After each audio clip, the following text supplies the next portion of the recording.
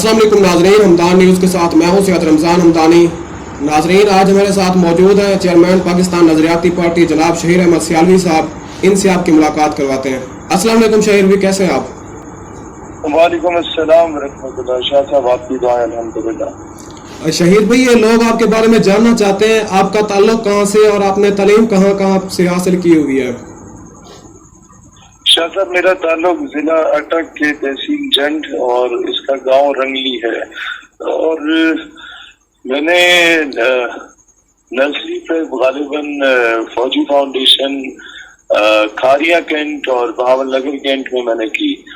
फिर 1 से 3 क्लास तक APS वेस्टेज रावलपिंडी और 4-5 क्लास मैंने पढ़ी गैरिसन अकेडमी कोयटा में।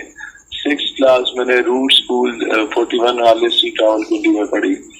7th मैंने पढ़ी APS ordinance road Rawalpindi 7th से लेके मैट्रिक तक।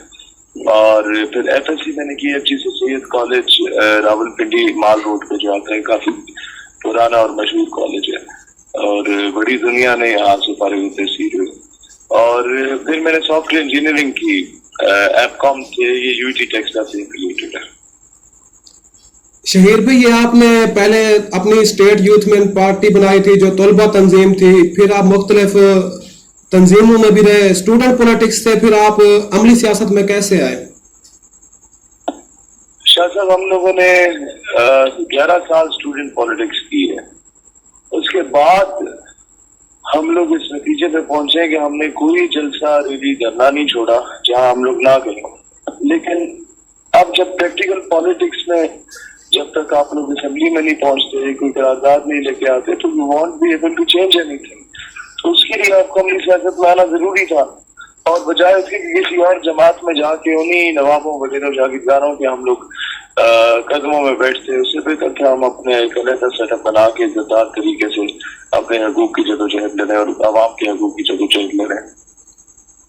शहीर भाई, ये आपने जो अपनी पार्टी बनाई पाकिस्तान नजरियाती पार्टी, ये कैसे काम करेगी? और आप किसी फ्यूचर में किसी सियासी पार्टी जिस तरह से PTI है, नून लीग है या पीपल्स पार्टी या तहरीक लबैक भी आप आई हुई है, उनके साथ फ्यूचर में आप इल्हाक करेंगे? आपका कोई इरादा है?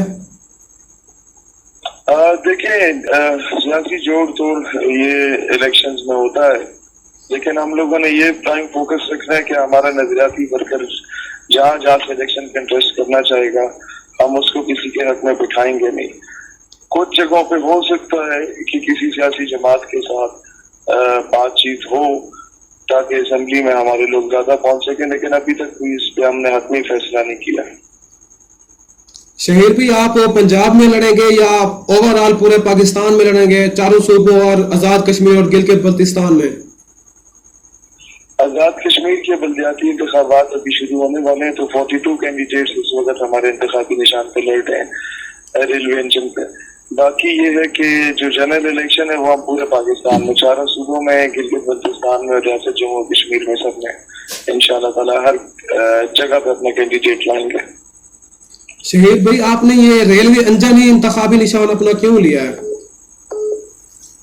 पीर मेहर अली शाह रहमतुल्लाह अलैह के साहिबजादे थे, बाबूजी उन्हें कहते थे।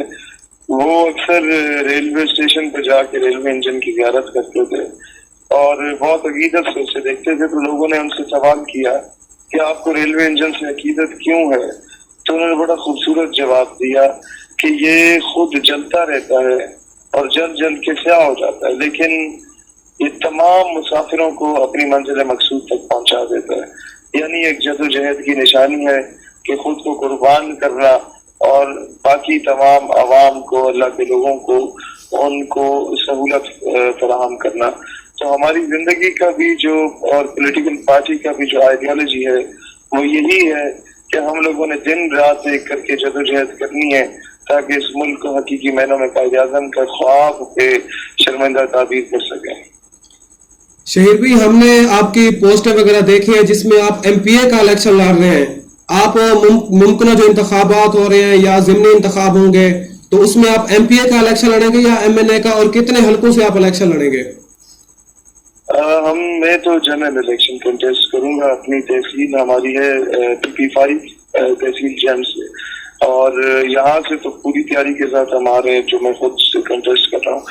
باقی ہماری بات چیت چل رہی ہے تلگنگ چکوال کے حلقے میں، راولپنڈی میں اور کراچی میں.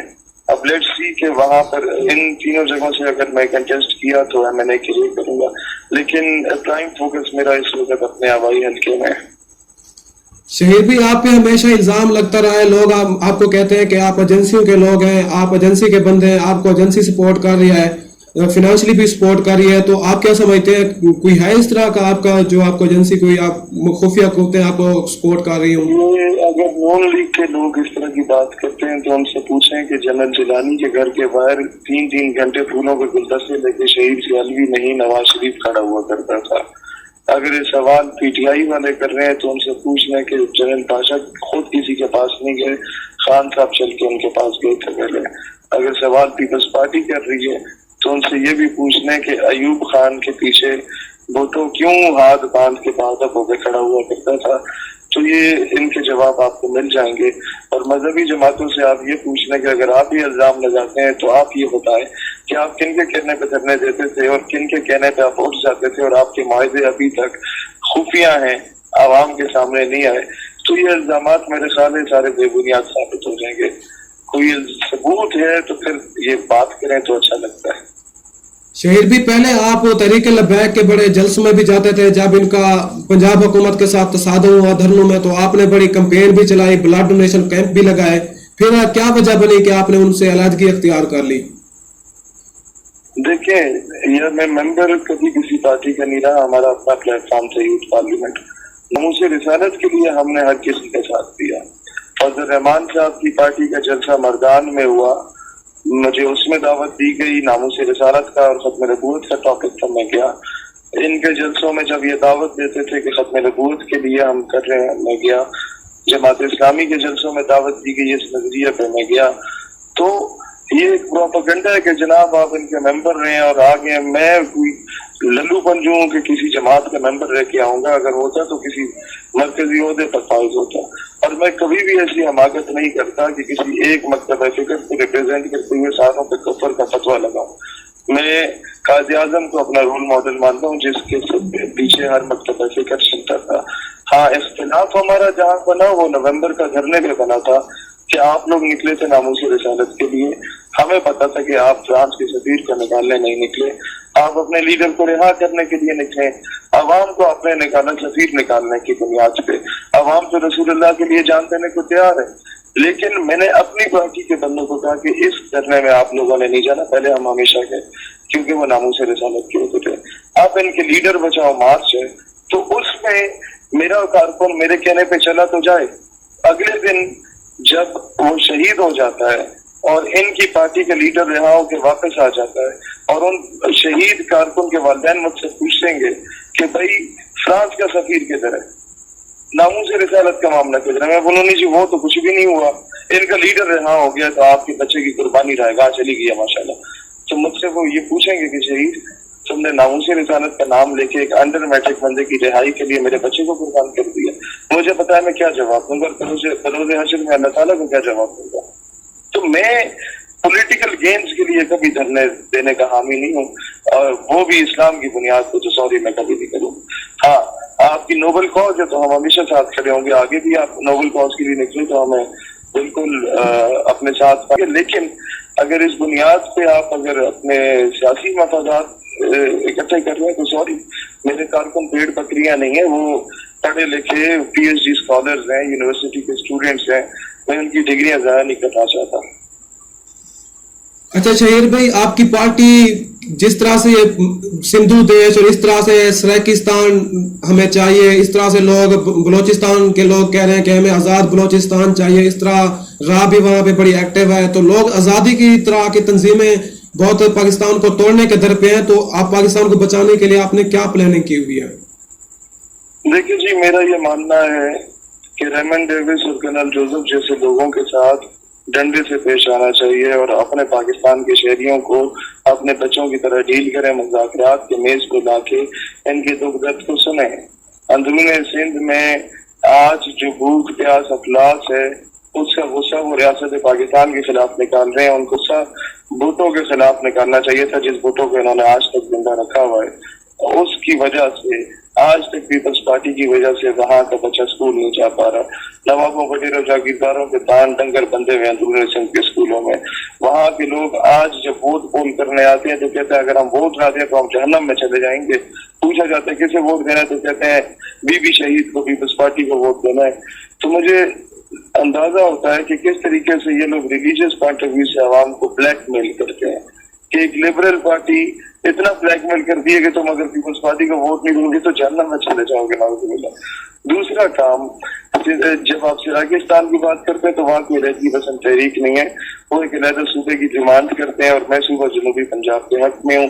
ایڈمنسٹریٹو ڈویژنز ہونی چاہیے. جتنی ایڈمنسٹریٹو ڈویژنز ہوں گی انتظامی کی بنیاد پہ جب صوبے زیادہ ہوں گے تو ڈسٹریبیوشن آف پاور زیادہ ہوگا.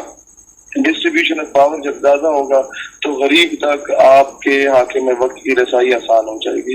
اور یہ کام سید عمر فاروق رضی اللہ تعالیٰ عنہ کے دور میں ہوا تھا. انتظامیہ کی ڈویژن میں تقسیم کی گئی تھی. اس کے بعد آپ جاتے ہیں بلوچستان کا, تو بلوچستان میں سمجھتا ہوں کہ جو لوگ جاگیردار ہیں اور ملک سے باہر بیٹھ کے آگ بھڑکا رہے ہیں ان لوگوں کو ان کا کلا کما کرنے کی ضرورت ہے. اور وہ لوگ جو سیلف میڈ لوگ ہیں اور وہ اگر آزادی کی بات کرتے ہیں تو وہ کہیں نہ کہیں ستائے ہوئے لوگ ہیں. ان سے مذاکرات اگر کیے جائیں تو میں سمجھتا ہوں اگر وہ قومی دھارے میں آ جاتے ہیں تو بلوچستان کا سارا مسئلہ حل ہو سکتا ہے.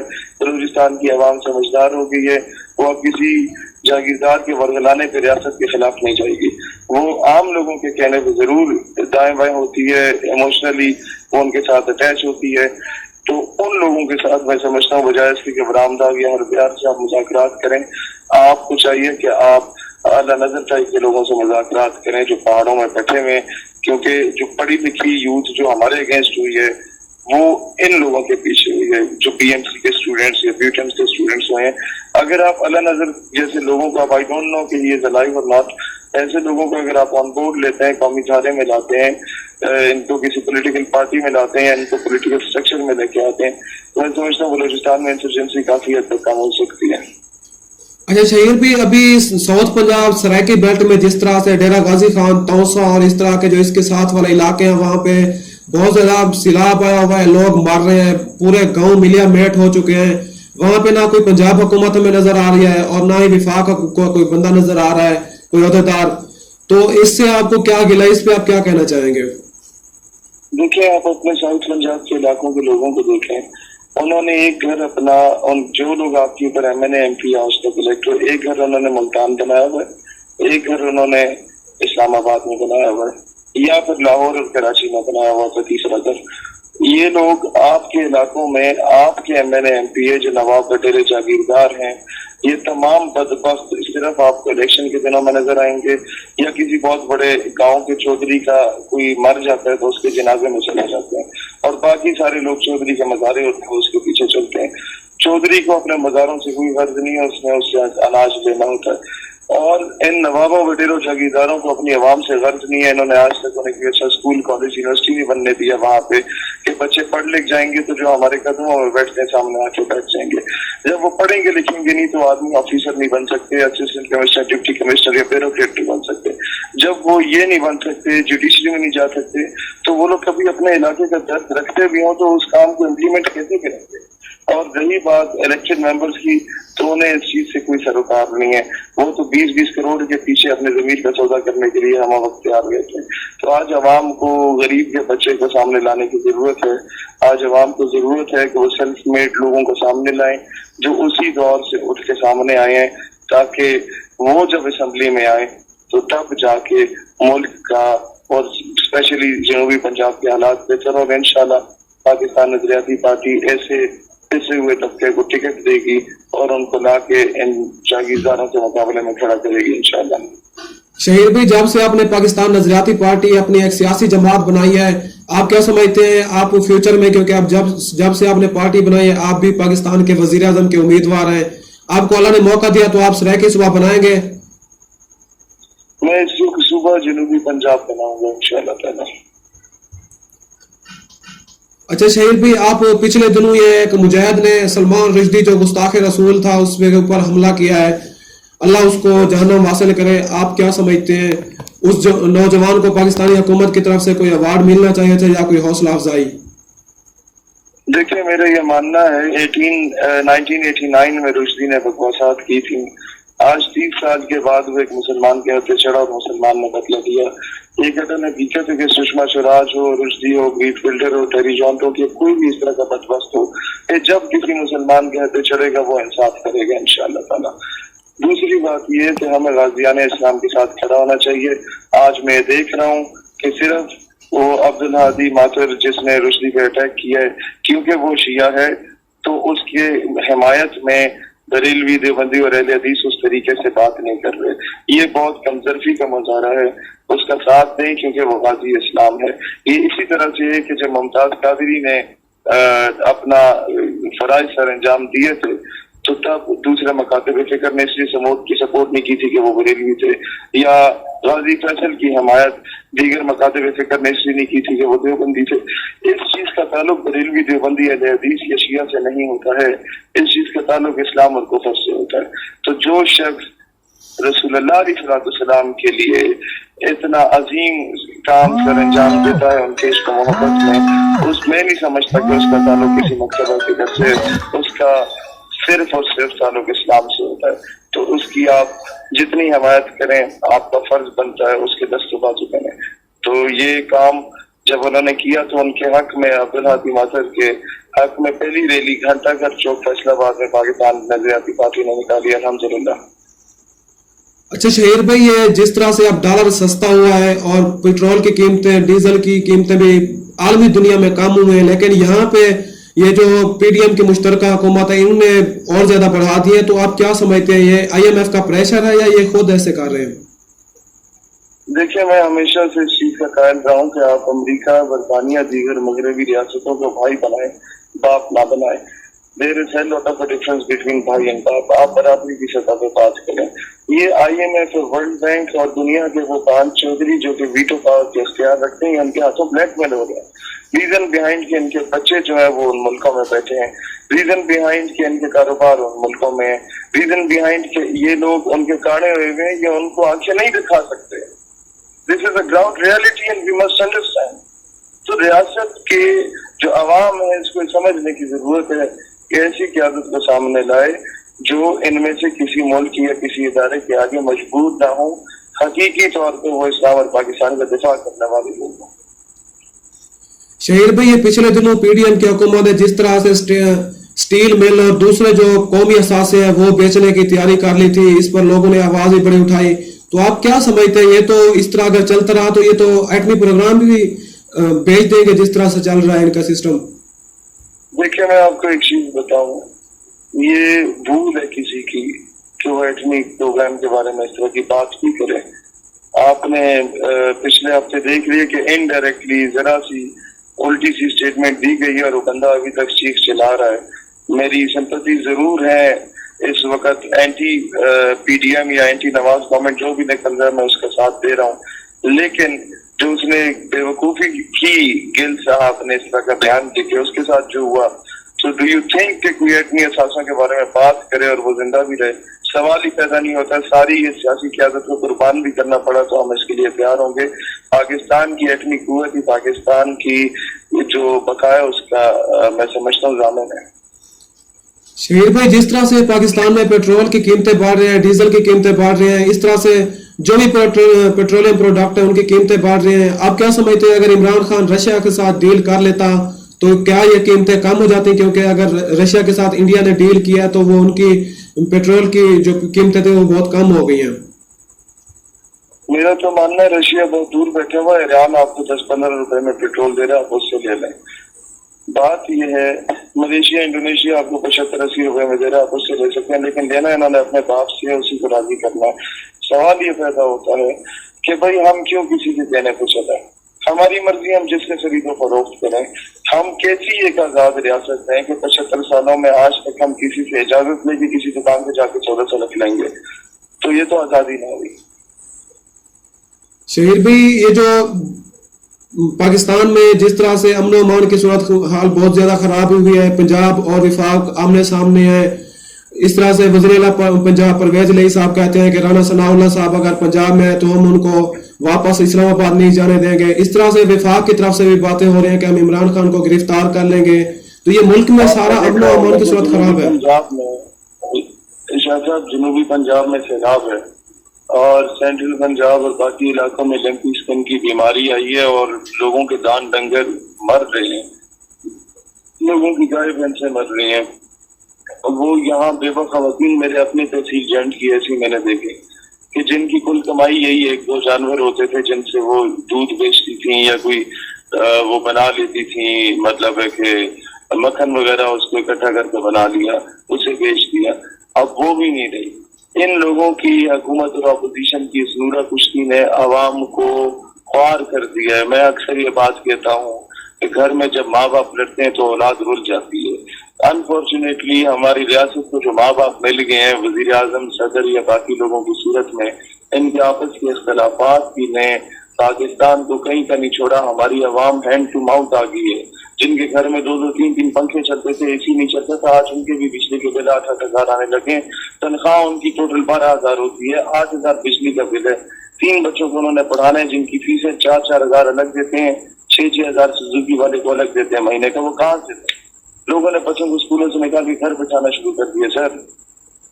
ये चीजें, और जब सवाल पूछा जाता है MNA MPA से तो वो कहते हैं हम हुकूमत से मुतालबा करते हैं कि आवाम को रिलीफ दिया जाए। भाई उन लोग के पटवा तुम खुद हुकूमत हो, MNA MPA हुकूमत से मुतालबा कर रहे हैं तो पीछे रह क्या जाता है? मुझे समझ नहीं आ रही है हुकूमत किसको मानते हैं, और अगर किसी और को मानते हैं तो मिनिस्ट्री पे जाके घर दफा हो जाओ। कि तुम लोगों को अभी तक ये नहीं पता कि तुम लोगों की पावर और इख्तियारात है क्या। तो ये जामेबाजी हो रही है, नाअहली के इंतहा है। वहाँ कश्मीर मेरा अलग मकबूजा अलग चल रहा है। आजाद कश्मीर में 15वीं तरमीम के इन लोगों ने अलग शोशा छोड़ा हुआ है जिसपे मतलब मेरा आजाद कश्मीर का बंदा जो है वो तरापा है कुछ आज है। बलूचिस्तान में अलग इंसर्जेंसी है, सिंध में भूख प्यास अफलास अलग है। हमारा साउथ पंजाब बिल्कुल पानी के जद में बह चुका है। सेंट्रल पंजाब और ये वाले इलाके जो है यहाँ बगावत उठी हुई है एक किस्म की कि जनाब ये रियासत में चल क्या रहा है। केपी की आप पहले जानते हैं कि जनाब वहां पर पहले ड्रोन स्ट्राइक्स होती रही, अभी हालात बेहतर हुए तो फिर वहां आप लोगों ये लरोबर की सूरत हाल शुरू होना शुरू होगी। मतलब पाकिस्तान का किसी एक सूबे को ये लोग नहीं संभाल पा रहे। आपस की हुकूमत की जंग में इन्होंने पाकिस्तान को रोल के रख दिया है। अब अवाम को समझना चाहिए कि इन तमाम बड़ी सियासी जमातों को रोल के तरह मारे और हकीकी तौर पर कायद आज़म के वारिसों के सामने लाया जाए। शहीर भी आप क्या समझते हैं जो ओवरसीज पाकिस्तानियों को उनके हकूक से, उनको वोट से, उनके इतने बड़े हक से महरूम किया गया है, PDM की हुकूमत से वो इतना ज्यादा डॉलर पाकिस्तान में भेजते हैं जिससे मईशत का पहिया चल रहा था, तो आप क्या समझते हैं उनके साथ ज्यादती नहीं है ओवरसीज पाकिस्तानियों के साथ? मेरा ये मानना है ओवरसीज पाकिस्तानी सारी जिंदगी बाहर रहते हैं अपनी रियासत और अपने बच्चों के लिए। जब वो बूढ़े होकर घर वापस आते हैं तो उनके बच्चे जवान होकर बाहर जा रहे होते हैं, तो वो सारी जिंदगी अपने बीवी बच्चों से दूर रहते हैं। 2-2, 4-4, 7-7 साल के बाद वो 1 महीने के लिए पाकिस्तान आते हैं। इतने में 50 या 20 अमवात हुई भी होती हैं। उन मौत मरक को भुगताते भुगताते वो वापस जाते हैं। सारी जिंदगी वो दिन और रात का खाना खाते हैं, सुबह का नाश्ता नहीं करते कि 5-7 रियाल हमारे बच जाएंगे तो वो भी अपनी गुड़िया रानी के लिए भेजा करेंगे, बेटी बेटे के लिए भेजा करेंगे, रियासत के बैंक अकाउंट में भेजेंगे, हुंडी के जरिए भेजने से उनकी फिर बचत हो जाती है। लेकिन कहते हैं कि हमारी रियासत की इकोनॉमी बेहतर है, हम उसके जरिए भेजेंगे। उसके बावजूद अगर इन्हें वोट का हक नहीं दे रहे तो आप उनके साथ ज्यादती कर रहे हैं। शहीर भी आप क्या समझते